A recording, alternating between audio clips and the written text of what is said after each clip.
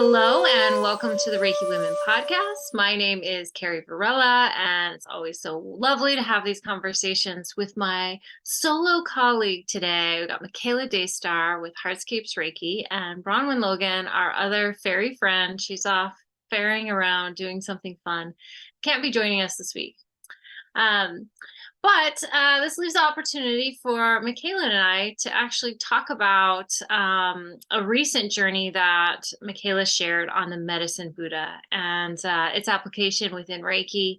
And just like that deeper cultural and spiritual significance of Buddhism and how it might have impacted the founder of Reiki, because as you may know or may not know, Medicine Buddha is very diffuse amongst Japanese spiritual traditions and Buddhism, but also all through the East and even stems all the way back to India as well. And so there's a lot of interesting things that we might learn about as we're Western practitioners of an Eastern art. And so we thought we'd jump on and talk about the Medicine Buddha and how he is interwoven, or how he or she is interwoven into the practice of Reiki. So Michaela Daystar is more of an expert on the Medicine Buddha. So I'm going to pass it over to her, and we're going to talk a little bit about the Medicine Buddha, and then ultimately guide you into a practice, visualization practice using the Medicine Buddha. So you get to try it on for yourself to see if you feel like there's a meaningful and poignant connection between the Medicine Buddha and Reiki. Also, I should say that my internet connection is not working very well. So I'm like a spin doctor, a little cranky, moving here and there. So I apologize if you're watching on video for the video quality, but just to mention that, and hopefully it's not a distraction to you. All right, Michaela, I hand the mic over to you. Please share with us more about the beautiful cultural and spiritual traditions of the Medicine Buddha. Thanks so much, DJ Varela. Let's see, you said I'm more of an expert than you. I definitely do not claim the title of expert on the Medicine Buddha. I would say that I am, like you, a learner and one who is very curious and open and inspired by digging into the elements of culture and of tradition and spirituality that form the foundation of the system of Reiki. And, coming to that foundation, from a Western perspective, from a perspective that, really has always observed Buddhism from afar, through a Western lens, which can often be very problematic, can often leave quite a bit out. And then ultimately coming through the lens of Reiki. And one of the real joys and benefits in my life of practicing the system of Reiki from the perspective of its Japanese origins is that it has given me the opportunity to come into better relationship with Buddhism, with Shinto, with Japanese culture generally.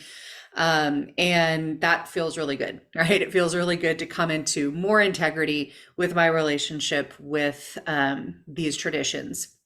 Because really, I've been steeped in them in a certain sense for most of my life, but again, from this very remote kind of decontextualized context.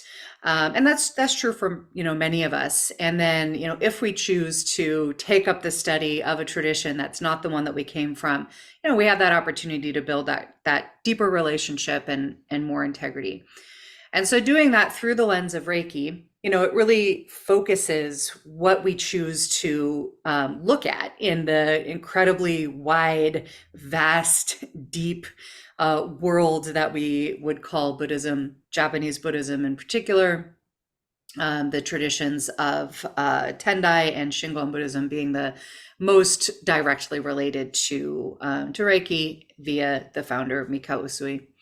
And so, again, it gives this kind of focused look where we're kind of choosing pieces that feel like they have the most direct relevance, which gives us a kind of a case study, but it also certainly does leave quite a bit out. So I just wanted to start with that context, right? That we're learners, we're those who are curious, who are picking up these practices to form a relationship with them, knowing that that relationship is disjointed to a certain extent. But the working with the Medicine Buddha has been a really interesting one for a lot of reasons. Firstly, because it's a beautiful image, it's a beautiful mindset and perspective that we're invited into.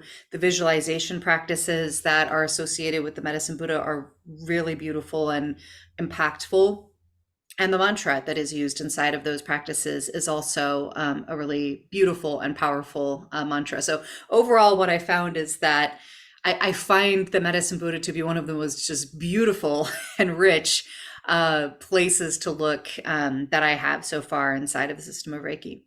And so, as you mentioned, I've offered a couple of different rounds of a 21-day practice with the Medicine Buddha to help myself and to those who want to come alongside, just have an initial experience with this part of this tradition and try it on, experientially, with just a little bit of knowledge, a little bit of study and research sprinkled in. And that's been really, it's been a really valuable way to begin to form this relationship. I was really glad that you were able to join us for the last one. And as part of that, I know we've mentioned on this podcast before, you made a new mala for me to use in that practice, which is just so gorgeous.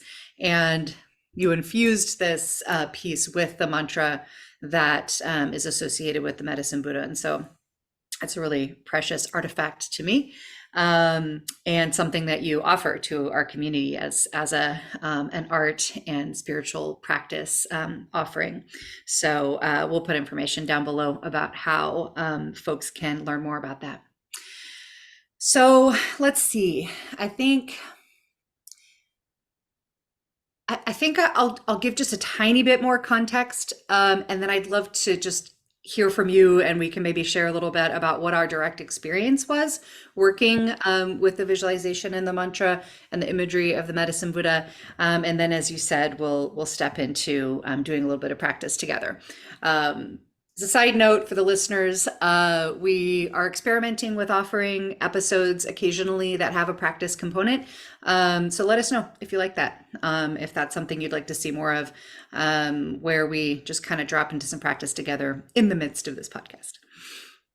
So I think the little bit of context that feels kind of potent to offer today is that, firstly, when we're working with kind of a Buddha image, what I have found to be the most useful and relevant way to do that is to view that Buddha image as reflecting an aspect of the Buddha, the entity, the energy, the being that is the Buddha, both in the historical sense and in the spiritual and metaphoric sense. And then also to use that as a reflection back on ourselves, that each of these aspects of the Buddha represent an aspect of ourself that we may or may not have connected with before, but that is present.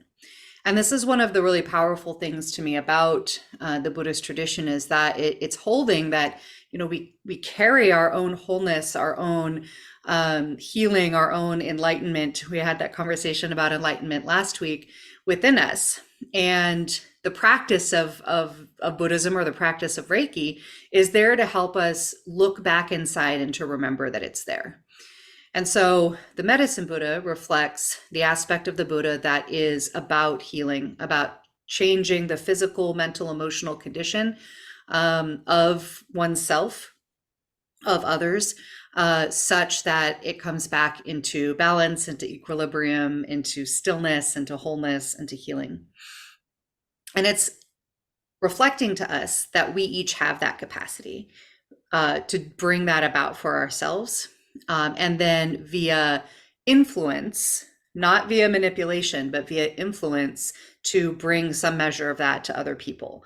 Bronwyn put out a blog post today that really spoke really beautifully to that distinction. Just as a side note, talking about the difference between thinking of ourselves as a Reiki healer versus a Reiki practitioner, and really reminding us that Reiki, that healing from this tradition, is from the inside out, that we have control over our own space to do that healing process, and then radiating that out as a form of influence to other people, invitation to other people, but not as a way of changing or manipulating other people. And so we see this parallel to the system of Reiki in working with the medicine Buddha, this emphasis on focusing on our coming into our own wholeness, our own healing, and then radiating that outward as a form of influence, as a form of being that others can notice, can respond to, can take up, can learn from if they wish, but that they are in their own empowerment to do so or to not. Um, and so we see that in the meditation that we'll do, very similar kind of process to the Joshin Kokuho meditation, where we draw our attention inward, we connect to that part of ourself, and then we radiate it outward using specific imagery. So I think I'll pause right there. And there's so much, like there's so much context about the medicine Buddha that we 100% cannot get into in this short period of time. And so what I'd love to do is focus instead on what our experiences have been. And so you've had the experience doing the visualizations with us in that class. But you also encountered the medicine Buddha on your trip to Japan. And so I'd love to invite you to share what that was like, what you noticed when you encountered that image, and what you experienced when we practiced. And I think as you begin to talk, I'm just going to bring up an image of the medicine Buddha. So those who are watching on the video form of this podcast can just get a bit of a visual. So I will bring that up and pitch it over to you. Yeah, I get that there's so much depth to the medicine Buddha, and a picture is worth 1,000 words, and so I think it's so good to share that visualization with us all. And we've probably all seen visuals of the Buddha, and maybe different types of Buddha, different aspects of the Buddha, personified through images. And all everything that you're seeing in this image has a deeper cultural meaning, a context that again, as Westerners, is really hard to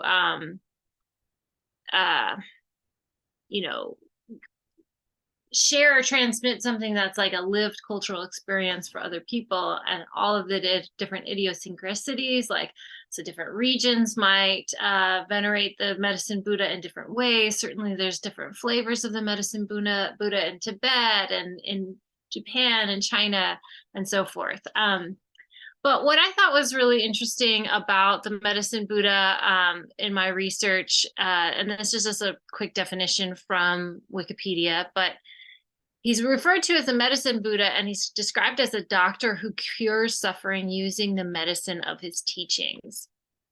And I think to me that really relates to Reiki and many contexts. First of all, I feel like the power of a written word and the power of our languaging, and even for those of you who consider Reiki to be a channeled healing or something you're transmitting from an otherworldly or heavenly place and transmitting it to somebody, sometimes through the power of words. And to me, that's really powerful because I think words are so healing, than the right words, and maybe inside of that, those words, there's a feeling of being understood. There's a sense that our problems, our challenges are, that we're being guided. We have a spiritual support to work through those challenges. And so for me, when I reflect on the meaning of the medicine Buddha, I think of it as, the power of our words, the words that carry prayers, the words that carry really deep spiritual truths and help us on our journey to feel understood, to work again through our challenges. So I think that's really powerful, and if you're like a therapist, I think that's such an important thing to hold within the context of the medicine Buddha, because, when I think of medicine, I don't necessarily think of words. But that the power of his teachings can like transform us. And certainly that's also true within Reiki too. what I thought was interesting, I took a 21-day journey with Michaela, and I actually don't have a whole lot of knowledge about the medicine Buddha, but taking that 21-day journey, I was really intuitively drawn to lapis lazuli. And you can see in this depiction of the medicine Buddha that lapis lazuli, he's painted blue here, and there's some reference to lapis lazuli meaning like this pure, open, spacious, infinite sky. And I think Joe, who was co-facilitating that journey, talked a lot about that. And meanwhile, I'm like making malas over here while I'm doing this medicine journey, 21-day medicine journey. And I'm so drawn to lapis lazuli, and I haven't been making lapis lazuli malas, but during that time I was making a lot of them, which I think is very interesting. But I guess another, not so much in your vein, Michaela, of like an experience of the medicine Buddha, but rather, the medicine Buddha is, he is ruling over the East and the Pure Land of the East, which is opposite of Amitabha Buddha, who is in the Pure Land of the West. So I think that that's kind of an interesting juxtaposition, and Amitabha Buddha has a deep relationship to the Seiheki symbol. And so you can kind of see how they're holding a polarity and a balance for each other, which again, we don't really know that when we're just trying to unpick all of the complexity of the medicine Buddha. I also made a medicine Buddha mala when I was doing for myself when I was doing this meditation, and I intuitively picked a little pendant that has the sun and the moon. And after the fact of doing some research, I found out that the medicine Buddha is often depicted or flanked by the sun and the moon, representing polarity, yin and yang, that balance. And I also particularly like this combination of these wood beads, these are sandalwood beads. And I have jade here, which jade has a lot of significance in many Eastern traditions. But I love the thought of, medicine also being for the people, medicine also being for those of us who are living, right? Because we can't take medicine if we're dead, right? So there's this aliveness that's also happening inside of our connection to the medicine Buddha. And so I love that significance of like bringing something organic like wood together with crystal, and feeling how that's kind of this beautiful connection of spiritual energy, but also that life force energy that we all carry and hold in our aliveness. And now, as we're alive, we can do this work of trying to better ourselves, to improve ourselves, to work through our problems and challenges. Then one of my experiences with the medicine Buddha was on Mount Hiei in Japan. And the medicine Buddha is like the central image in their where they do the Goma ceremonies. So Mount Hiei is this like central place for all of these different sects of Buddhism. So on the which I think is just so incredible and unique, on this mountain there's like monasteries to Shingon, there's monasteries to Tendai, there's monasteries to other forms of Buddhism, Pure Land Buddhism, Mikyo traditions. So it's very complex, and how they're all interwoven together, honestly, as a Westerner, I can never know. But they all share these cultural resources as well. So the Goma, where they do the Goma ceremonies, was shared, I believe, by all of these different sects of Buddhism. And there they go and do rituals and fire ceremonies, ultimately to the medicine Buddha. And one of the things that they're really working on within that context is working on releasing our attachments, and ultimately helping us purify and transform our fear of death. The medicine Buddha energy in that space was actually really intense. You kind of walk in there, and we're all like Reiki practitioners on this tour, and like there's all these pillars in this Goma temple ceremony space, and we all started hugging these pillars because like the room and the energy and there was like vibrating, right? And then ultimately like some priests came to us and were like, don't do that, don't do that, don't.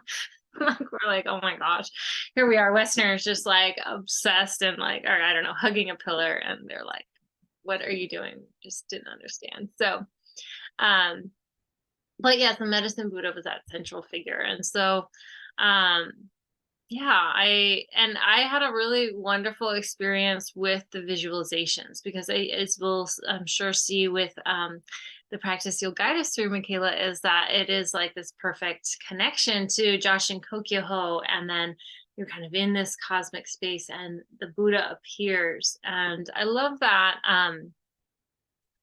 Finally, one other thing I can say about it is this whole notion and idea of Buddha and connecting to the Buddha as not something that's otherly, something that is not you, but ultimately reflection back to you of who you really are. And I think that's really unique inside of all religious traditions worldwide. You know, a lot of times deities and depictions of deities all seem like something otherly, something unlike you. Um, and that Buddhist notion that the Buddhahood is inside of each and every one of us, and that we begin to, through practice, realize that true nature. I think that that's really potent, and to me, ultimately, that's signifies, you know, these Buddha's these depictions of the medicine Buddha. We can think of it, well, maybe this is a deity that is reflected back to me, or is it a personification of some energy really that's uh, mirrored back to me? And I think that that's so important to kind of notice that for ourselves as well. So when we are connecting to something like the medicine Buddha, how are we holding that connection with sacredness, with some reverence, but also letting it be something that is ultimately about you too? Yeah. Yeah. I think that's such a important um, place to land, right? This idea, you know, this question, which is an interesting one, if not the most important, right? This question of are we talking about a literal deity out in the world, you know, that you can have a relationship with and that has its own being, its own, you know, entity self? Or are we talking about a metaphor? Are we talking about kind of an anthropomorphization of an idea? Are we talking about creating an external image of something that's internal to us, and creating this imagery helps us to connect with it because we can see it and we can relate to it? These are interesting questions, and you know, we'll all kind of have our own reality, our own truth about how we relate to the image of a deity, the being of a deity. Ultimately, though, how we answer that question is less important than how we draw on our relationship with that imagery, with that deity, to, you know, help us move along our path towards wholeness and towards, you know, being good, right? Healing, being whole, being balanced, however we want to define that. I love that you pointed out the way in which the medicine Buddha you know, faces Amitabha Buddha, and the way in which Amitabha Buddha is connected so much with Seiheki, and therefore the second diamond, and therefore spaciousness and kind of universe energy and sky energy, and, you know, wide open above spaces energy. And in the medicine Buddha, we can see a lot of that first diamond earthy energy. The images of the medicine Buddha often include images of animals, very terrestrial animals. You can see here on the bottom right, the deer. You can see the mountains and the flowers, the chrysanthemums that are surrounding him on top. The, you know, piece of earth that he's sitting upon, and then that bowl of medicine that he's holding in his left hand, overflowing with medicinal herbs. There is a specific medicinal herb that is traditionally depicted as associated with the medicine Buddha that is found in the regions where he originated. I do not know the name of that herb. I was looking for it earlier and couldn't come up with it. But it is meant to represent an herb that is, a specific plant that is used or was in traditional medicine. And so we've got a lot of images of the earthiness of our body. And then we've got this wide open sky, as you said, reflected in the blue of his skin, in the spaciousness above him. And as we go into the meditation, you'll see this juxtaposition of the earth, the grounded places, the growing things, and the wide openness of the universe. It's this lovely kind of holding of both of those spaces that happens in this meditation, which has a lot of resonance with the Joshin Kokyoho meditation. So as we move into working with that in a moment, let me actually just bring us back here so we can see you. Where are they about it? About the image. Yeah, so one thing I think is beautiful about that image, and I saw it quite often in Japan. Anytime there's an altar space, and then the flowers, you can't quite see it in that image, but the flowers are always pointing away from the Buddha towards whoever is viewing the altar. And that's significant of like the fruits or the flowers or the essence of that practice or those teachings are shining out to whoever's receiving them. Love that. Yeah, I love that detail. I mean, and as you said earlier, like in an image of a deity that is created inside of the context of the tradition, generally everything that is depicted has meaning. And so I love that layer that you just added. Yeah. And the halo around his head is like this kind of radiant, beautiful, clear, open, wise mind. Yeah. Yeah. And then you could see that sun and the moon up top in the sky. Yeah. Love it. Yeah, anything else that you want to share about your experience with the meditation we're about to do as we transition into that? Nope, all good. You take it away. Okay. So in this meditation, there's going to be a couple of parts to it, and it will be a guided visualization. We'll use our breathing like we do in Joshin Kokyoho. I'll guide you through all of that. And you'll be invited to imagine or to sense. We don't all visualize in our mind, but to hold the idea that will walk you through, that has you come into face-to-face contact with the medicine Buddha, and then ultimately to merge with the medicine Buddha, and then to expand along with the medicine Buddha all the way out to the edges of the universe. And I want to just preface that by saying that can be a challenging thing to imagine sometimes, right? Like becoming the size of the entire universe. It's a pretty outrageous concept if we think about it rationally. And so with a meditation like this, we really want to invite our like rational mind to calm down, to quiet, and to just be in the curiosity and the imagination of it. To allow your imagination and your intuition to just work with the images, to rest into them. If you find them confusing or challenging, to just, again, rest into the ideas that are presented, and not struggle too hard with, does this make sense? Or, how does this work? Or anything like that. So yeah, I just wanted to preface that because sometimes we've run into some of those types of challenges where the imagination and our sense of reality can kind of get in each other's way. So part of the practice here is to invite a merging of those things so that there isn't a sense of conflict. In the midst of this meditation, I will share the mantra that is associated with the medicine Buddha. In the 21-day practice, we learned the mantra, we learned its meaning, we chanted it many, many, many times with the help of these amazing malas made by Carrie. And we're not going to learn the mantra, but I will share it with you. You'll hear me say that at a certain point. All right, I think that's all we need to know. And we will get started. I'm going to bring our image back up so that we can use it to help fuel our imagination if it is helpful. And so, dear listener, I'm going to invite you to join us in this practice, beginning as always with settling our body into a posture that is supportive of practice, allowing our body to be well supported by the structures below us, whether we're standing or sitting, allowing ourselves to feel stable, well held, allowing our body to rise easefully, gracefully up from the stable foundation below us, and making any small adjustments that you need to help you feel at ease, supported, and relaxed. Taking a couple of breaths, intentionally relaxing your belly so that your belly can expand with your breath, inviting your inhale to move low in your body,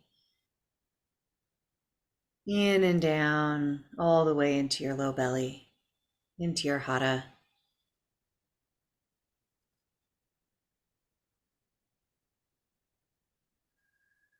Right to this place where the medicine Buddha holds this pot of medicine,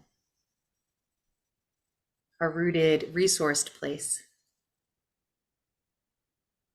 And resting your attention on your breath so that you draw your focus inward, in and down into your low belly. Just taking a couple of breaths to bring your focus into this place, just below your belly button, deep into the center of your body.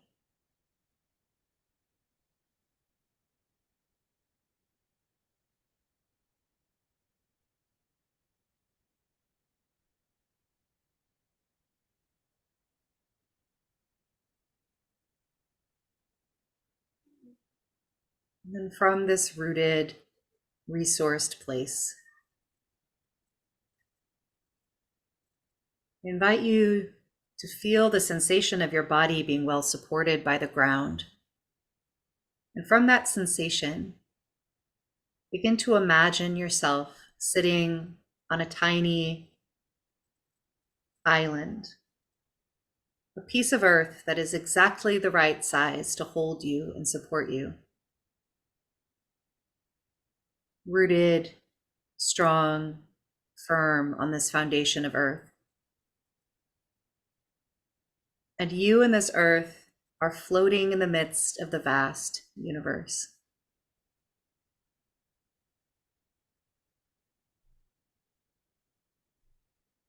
While feeling the support of this island below you, you can see and feel or sense in all directions the wide open spaciousness,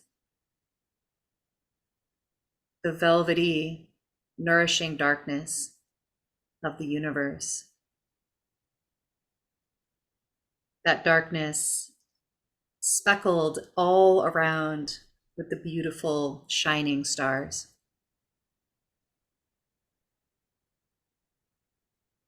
Just taking a few breaths into the peaceful spaciousness of this.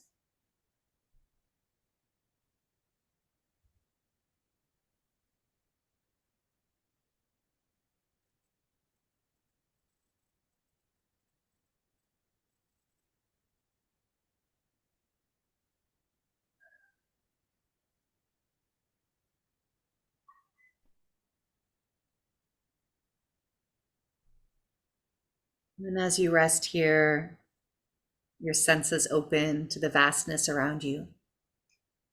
You notice that the stars begin to move together, gathering in front of your field of vision, all the light in the universe gathering together, forming a bright, brilliant, shining orb of light.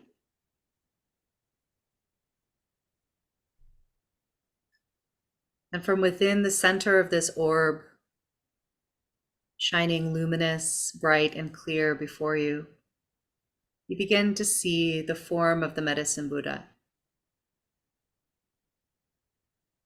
Floating in this orb of light, growing bigger, until he sits before you. his pot of medicine in his left hand, his right hand raised, palm facing outward in the mudra of no fear.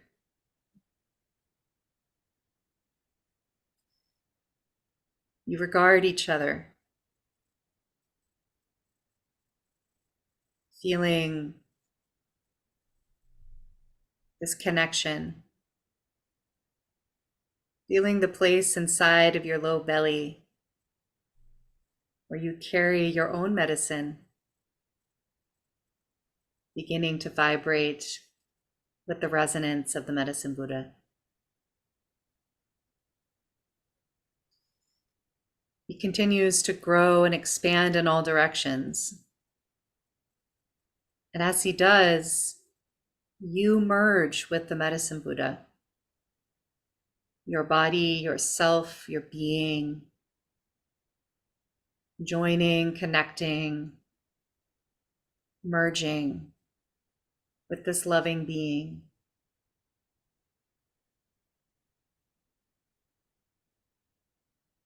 And now you are expanding with the medicine Buddha.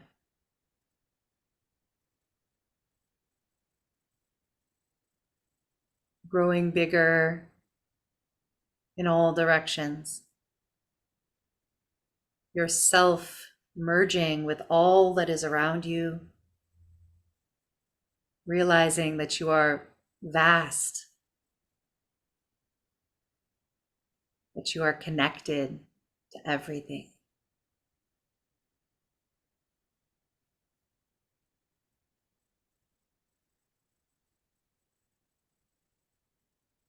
Continue to expand together, you and the medicine Buddha as one.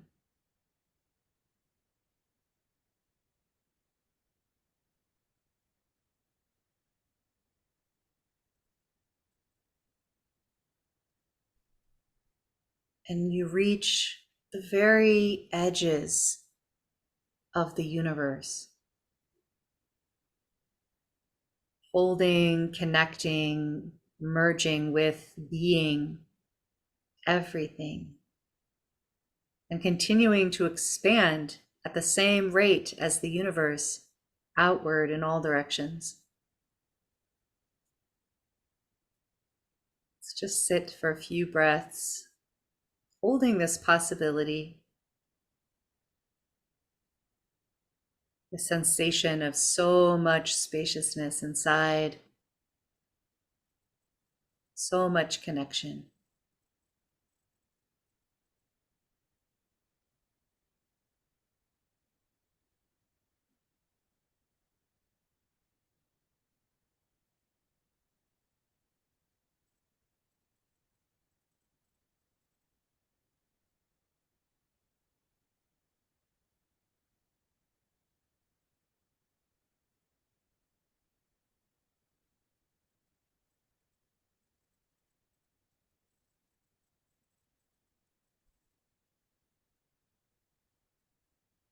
As you expand as the medicine Buddha, as the universe, as all life and all beings,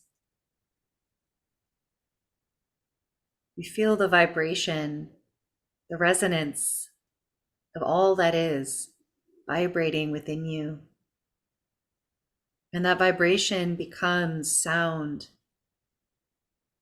And that sound becomes words. And those words become a mantra. We'll share the medicine Buddha mantra as we continue to rest in this place of expansion, of connection.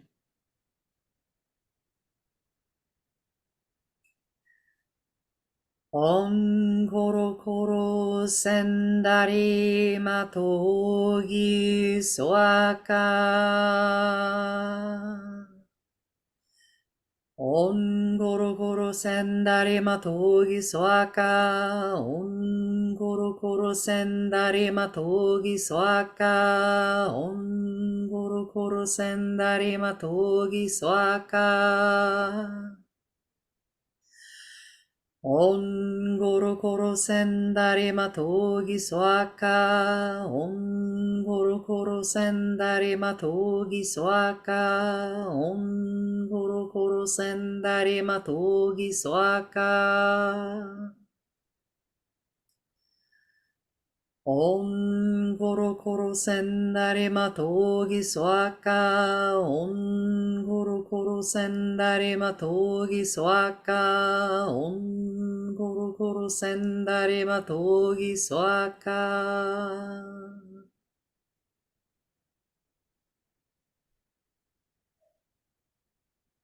Continuing to expand, to feel this resonance.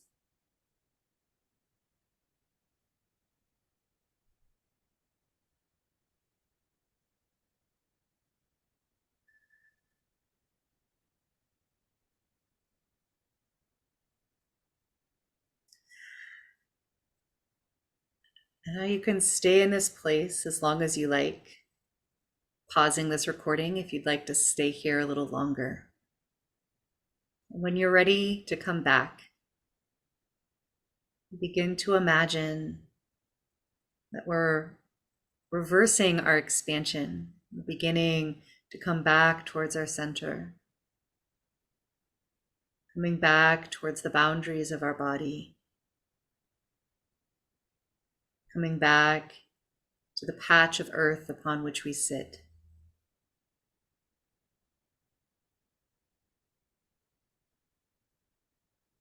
And when we come back to the boundaries of our body,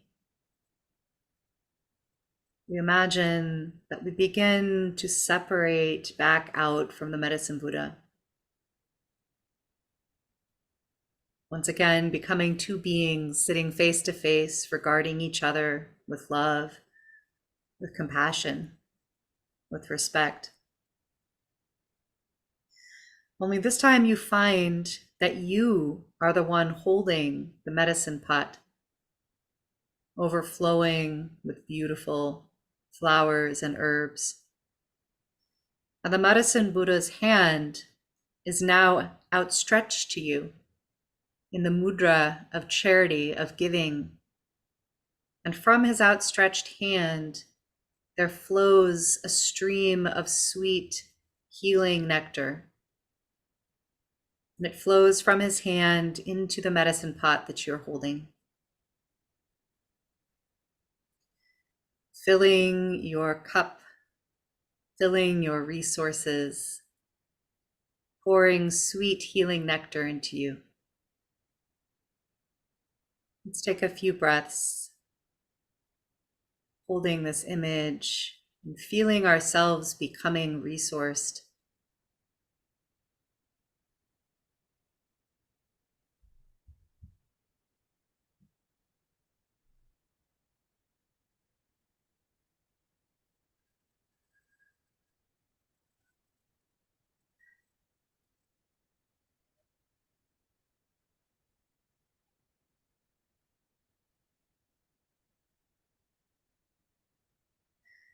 Now, with your medicine pot overflowing, abundant, resourced,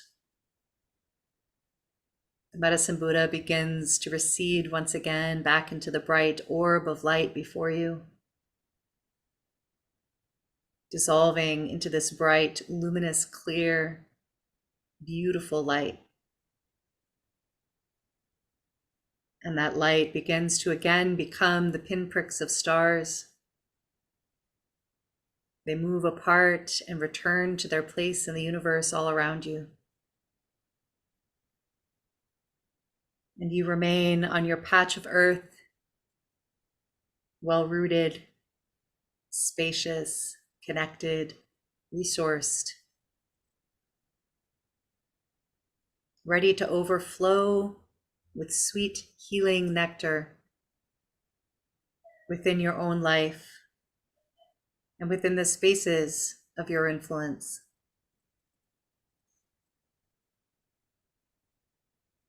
And when you feel ready, bringing your hands into Gaso, prayer position at your heart.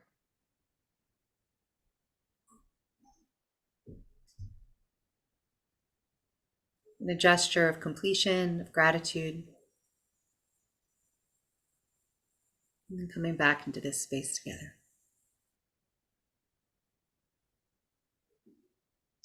Welcome back. I've been to the edge of the universe and back. Who else can say they've done that on their Monday? Right? It's just like a quick trip. Get lots of flyer mileage, And it's fixed the Zoom glitching. You're all smooth now. You're back to being in your full true self. You're not DJ Varela anymore. Yes. All right. I I'll love take it. it. I love it. I love it. Cool. Anything you noticed in that practice? Oh, just the visualizations I think are just so beautiful. And I think why I'm drawn to it actually was this because I'm a yoga teacher too, and how drawn I am to speaking something that's meaningful to people that has that power of spiritual transformation. So as any teaching in a yoga class or any the ones that you shared today, they have this really beautiful transformative power, and it's something that we sit with. We can take that medicine, and when we take it mindfully, is like how it brings this immeasurable quality into our life. That was another real big takeaway from the medicine Buddha journey, was this whole notion of immeasurable benefit, immeasurable anything in our life.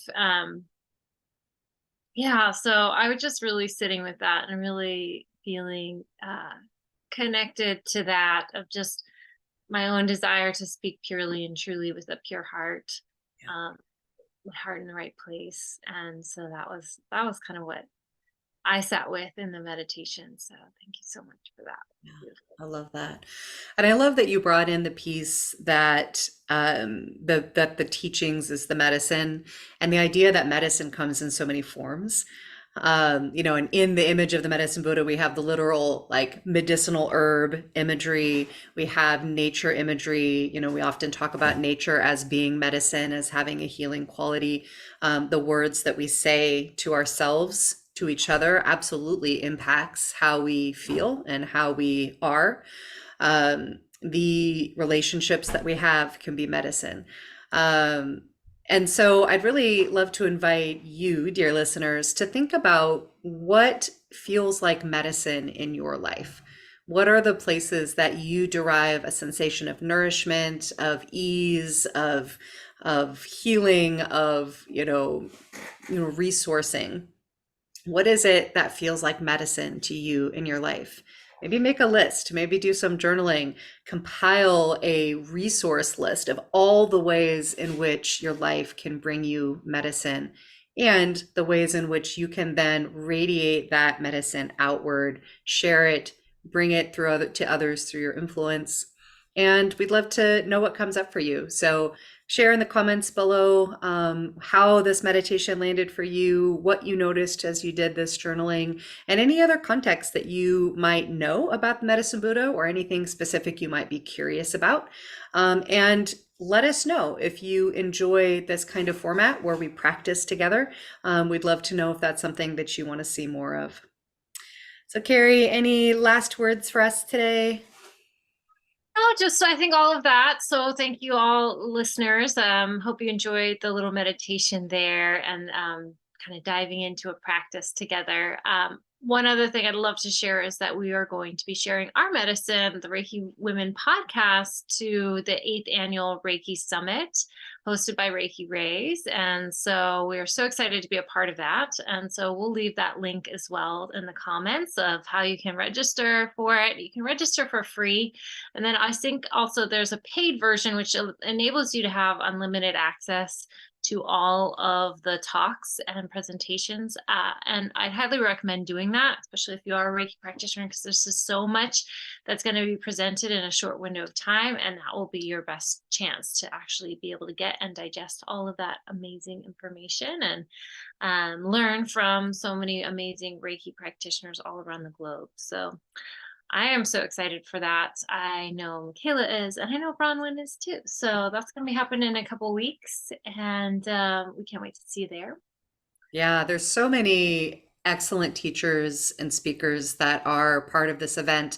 I always enjoy participating. I learn so much. I get so inspired, and it's just such an honor for us to be able to be one of those speakers this year. So we would love to have some of you, dear listeners, join us in that summit. And as Carrie said, we will put the link to join down below.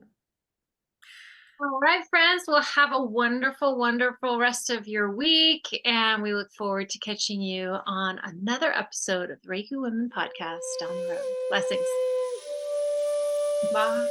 Bye.